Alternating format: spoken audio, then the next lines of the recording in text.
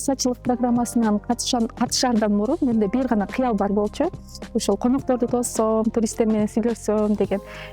Ушул менторум Жидегүлдүн жардамы менен жана колдоосу, иш тажрыйбаларын бөлүшкөндүгү аркылуу мен ушул ийгиликке жетип, бир бөлмөдөн баштаган өзүмдүн бизнесимди азыркы күндө 10 кишиге чейин конокторду тосуп жайгаштырып атам десем болот.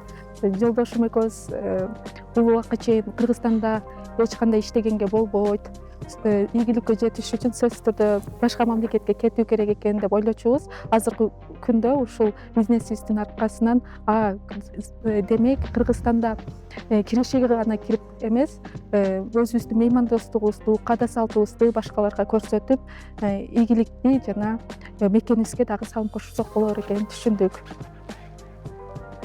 Бул программага катышкандан кийин биз мамлекеттик каттоодон өткөрдүк. Өзүбүздүн конок үйдү мамлекеттик түрдө каттап, андан сырткары баардык платформаларды жакшырттык, жаңы платформаларды ачтык десек болот. Booking'де, Тугисте, Google Map'та баардык жагынан так туура жардам берди десем болот. Чындыгын айтсам, жаңы ачып баштаганда бир бөлмөдөн жолдошум каршы болчу. Ага айтпай эле жашырын түрдө ачкам. Анан ал миграциядан, Россиядан кайтып келгенден кийин көзүм менен көрүп таң калды. Бул чындыгында болот турбайбы деген.